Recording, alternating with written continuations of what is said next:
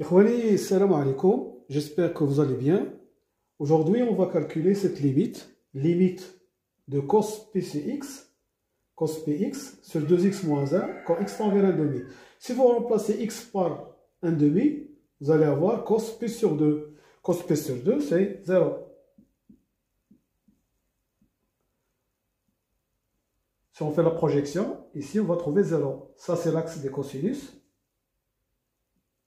Et ça, c'est l'axe des sinus. D'accord? Si vous prenez un point ici, ça, c'est le cosinus de x.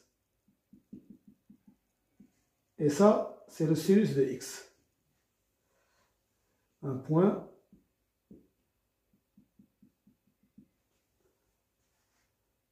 D'accord?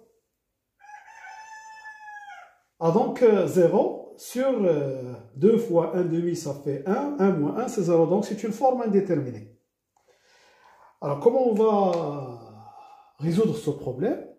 Alors vous savez que la dernière fois, on vous a donné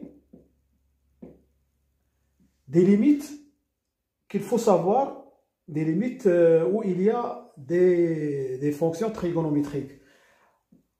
Alors,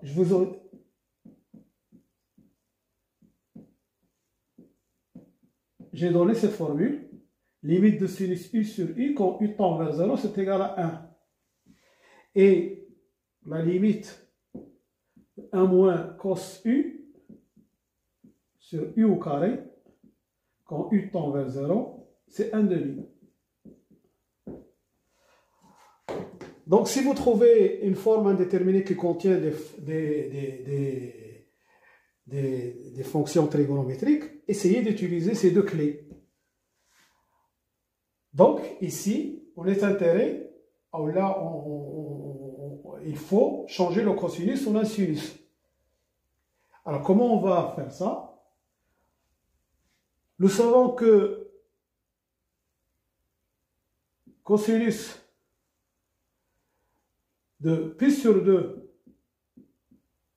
moins θ, cosinus pi sur 2 moins θ,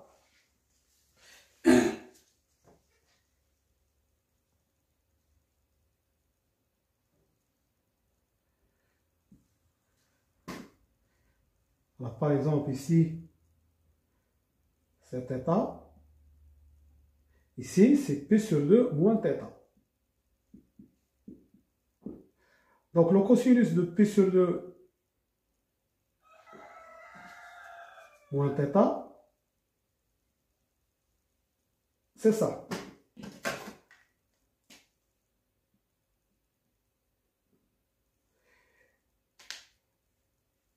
Le sinus de θ, c'est ça.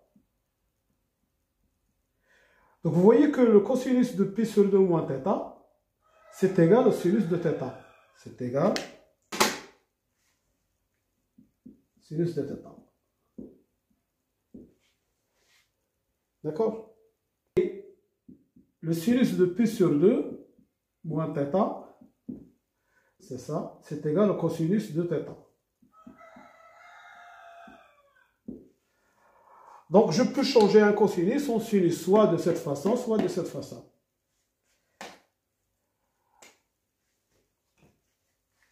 Alors, qu'est-ce que je vais écrire?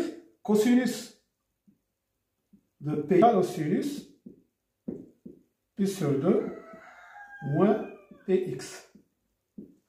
Donc, qu'est-ce que j'ai fait? J'ai changé cosinus Px en un sinus. C'est sinus pi sur 2 moins Px. Alors, maintenant, cette limite devient la limite, quand x tend vers 1 demi, de sinus pi sur 2 moins px sur 2 facteur de x moins 1 demi. Bon, ce que je laisse 2x moins 1. Ce que je peux encore écrire, c'est la limite quand x tend vers 1 demi, sinus pi facteur de 1 demi moins x sur 2 facteur de x moins 1 demi.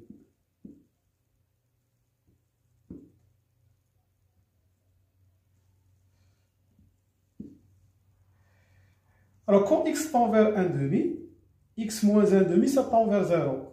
1 demi moins x aussi, ça tend vers 0. Donc, ce que je vais faire, je vais changer cette écriture-là, x moins 1 demi, en posant u égale x moins 1 demi. Alors, si x tend vers 1 demi, on pose u égale x moins 1 demi. Si x tend vers 1 demi, alors u tend vers 0.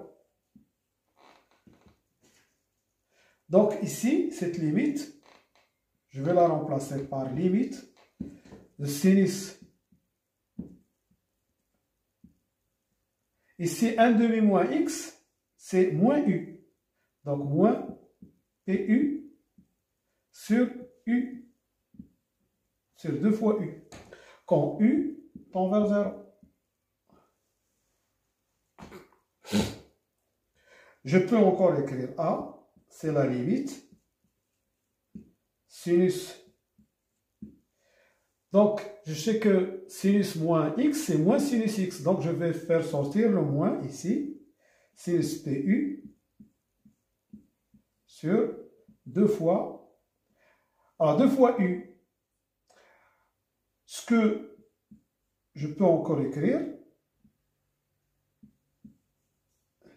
u, c'est pu et c'est p. Si je simplifie par p, je vais avoir u. Donc, quand u tend vers 0, ce qui me donne ça tend vers 1. Et sur la forme sinus a sur a quand a tend vers 0.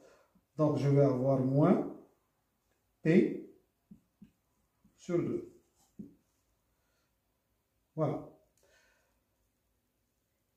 Donc, si vous avez une forme indéterminée dans laquelle il y a des cosinus, des tangentes, hein, il faut essayer de revenir à sinus u, à sinus x sur x, quand x tend vers 0, c'est 1. Donc, j'ai remplacé le cos par un sin, bien sûr en respectant les formules. Voilà. Merci de votre attention et à bientôt, Inch'Allah.